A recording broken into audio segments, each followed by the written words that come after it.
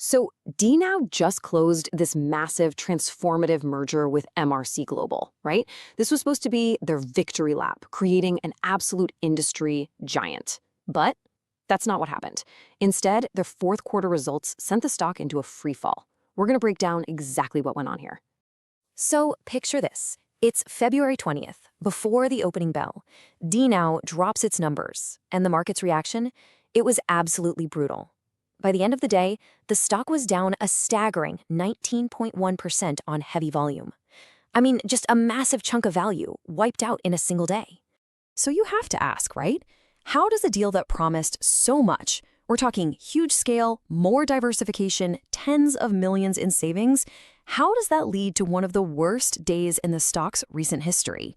Well, that's the big question we're digging into.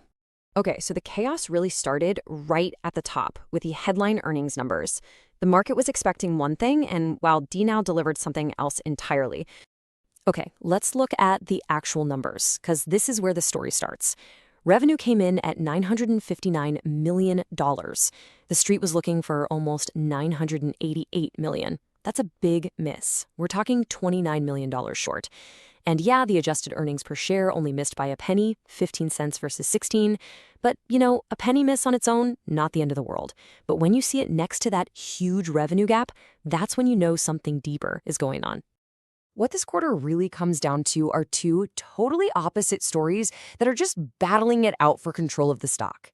You've got the long-term promise of this great merger versus the very real short-term pain of trying to put it all together.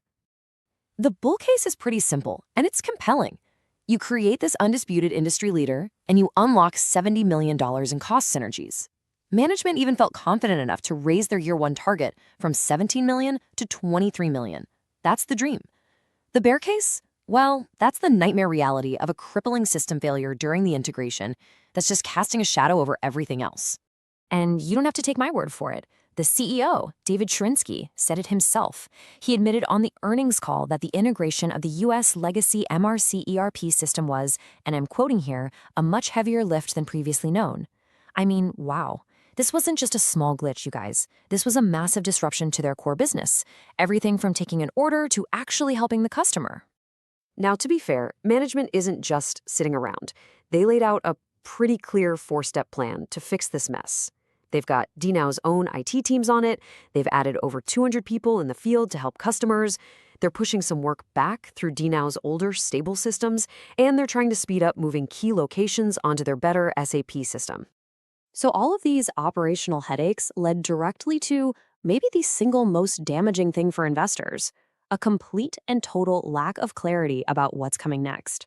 And here it is. Management completely pulled its full-year guidance. They basically said, look, with these ERP problems, we just can't give you a reliable forecast. And for investors, that's like driving blind. It creates this huge vacuum of information and just skyrockets the perceived risk. Think about it. Without management telling you what they expect, you've got almost no visibility into the next few quarters. And that forces the market to stop focusing on that awesome long-term synergy story and instead focus completely on the immediate risk of this ERP disaster. All right, the company is definitely in crisis mode. So let's put this performance into perspective and, more importantly, figure out what we need to see for this thing to recover.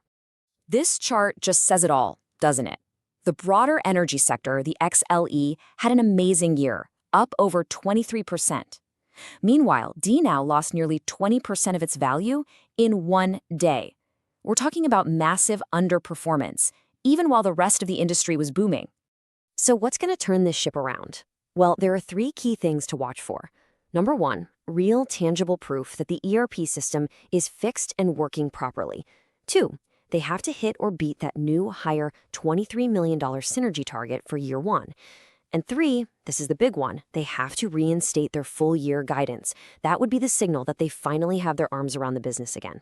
So after all that, the big question is, where does the stock go from here? Let's pull all this together and give you our forward-looking verdict and rating. We're assigning a rating of market perform. Now, what does that mean? It means we see a balance here. The near-term risks from this botched execution are serious, no doubt about it.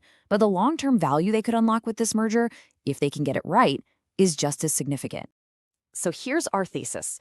We think the next quarter or two are going to be incredibly messy. The news is going to be all about this ERP cleanup, and that's probably going to keep the stock stuck in a range. You've got this high risk from the operational fumble, but it's balanced by the potential reward from those 70 million in synergies. Essentially, this is now a show-me story. The stock is going to tread water until management hits one of those major catalysts we just talked about. And as always, we have to say it, this is not financial advice.